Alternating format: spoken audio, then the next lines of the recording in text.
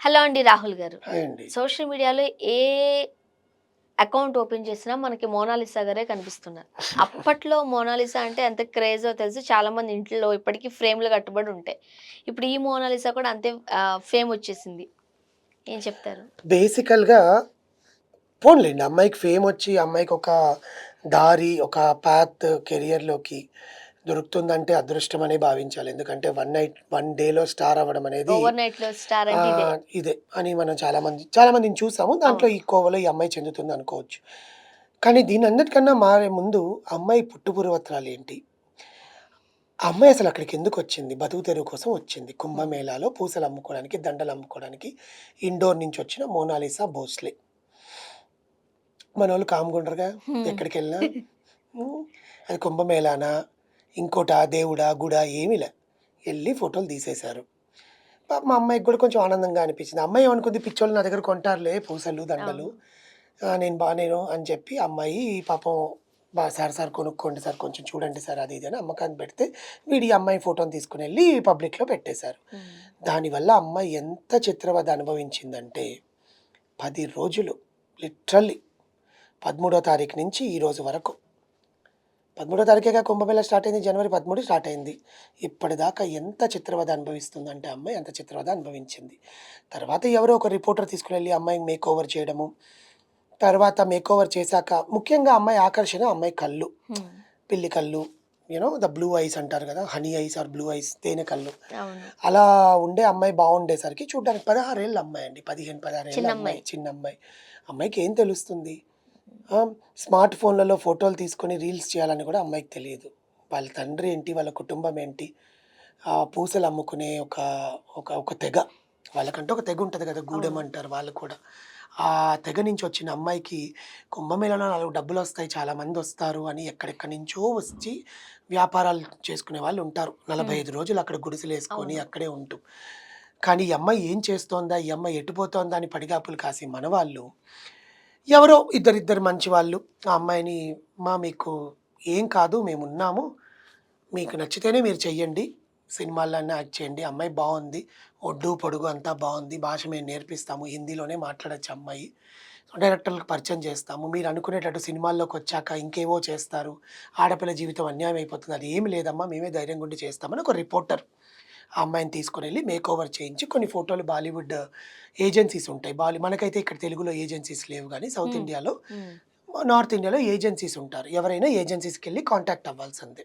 మోడలింగ్‌కైనా, సినిమాకైనా.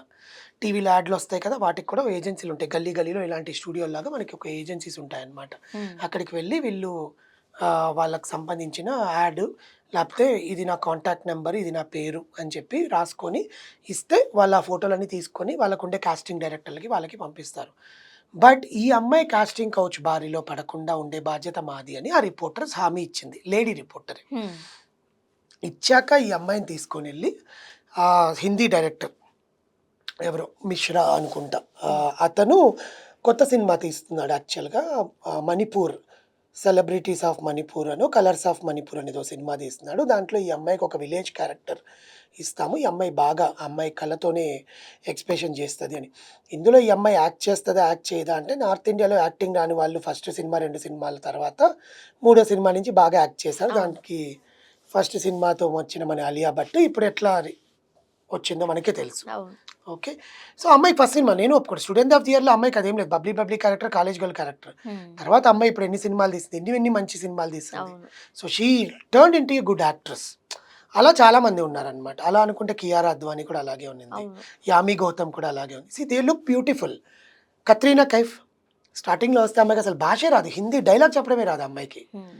అలాంటిది ఇప్పుడు అమ్మాయి ఎంత మంచి యాక్ట్రెస్ అయింది. ఎంత అప్పట్లో మంచి డాన్సర్ అయింది. కొన్ని మాటలు కూడా మనం వింటూనే ఉంటాం. అవును. ఎక్స్‌ప్రెషన్స్ పలకవు, ఫేస్‌లో హ్మ్. డైలాగ్ డెలివరీ తెలీదు అని. కానీ హిందీలో వాళ్ళిప్పుడు సూపర్ సూపర్ డైలాగ్స్ చెప్తారు. బేసికల్‌గా హిందీలో నార్త్ ఇండియాలో ఏంటంటే ఎక్స్‌ప్రెషన్స్ కన్నా ముఖ్యంగా గ్లామర్ ఉందా లేదా? హ్మ్. వాళ్ళు పర్ఫెక్ట్ స్ట్రక్చర్ ఆ మూవీకి సంబంధించిన దాంట్లో ఉన్నారా లేదా? అనేవి చూస్తారు. హ్మ్. అక్కడ వాళ్ళకి ప్రాధాన్యం ఎక్కువ.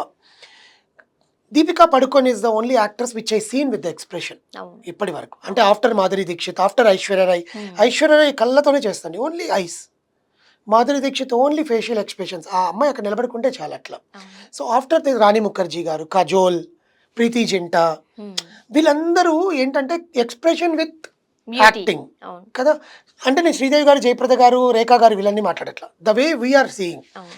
దాని తర్వాత దీపికా పడుకోన్, ప్రియాంక చోప్రా కొన్ని కొన్ని సినిమాలు అమ్మాయి బాగా చేసి, వాట్ ఈస్ మై రాశి అనే మూవీ కానీ, ఫ్యాషన్, కంగనా బర్ఫీ. రనౌత్, బర్ఫీ, బర్ఫీ. ఇలాంటివి. ఇలాంటి సినిమాల్లో ఏంటంటే యాక్టింగ్ ప్రాధాన్యత ఉండే సినిమాల్లో వాళ్ళకి వచ్చాయి కాబట్టి చేశారు.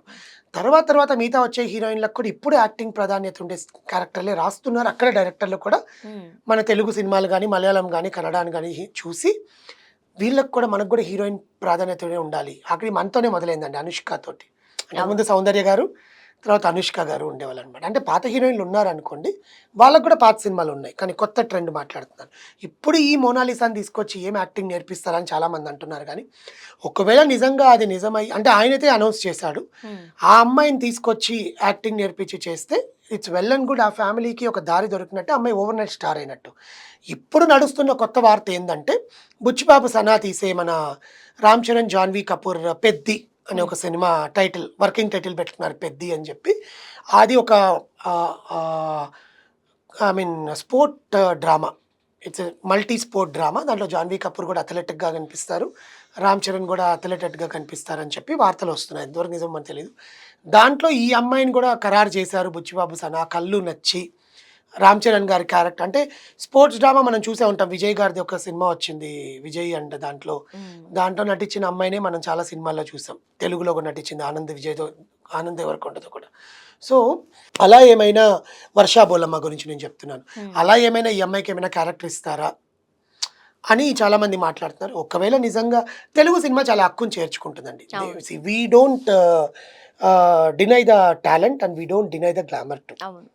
ఎందుకంటే మనం ఆ గ్లామర్ నుంచే ఏడిపించడం తెప్పిస్తాము, ఆ గ్లామర్ నుంచే నవ్వించడం తెప్పిస్తాము, ఆ గ్లామర్ నుంచే సెడ్యూసింగ్ కూడా తెప్పిస్తారు తెలుగు వాళ్ళు.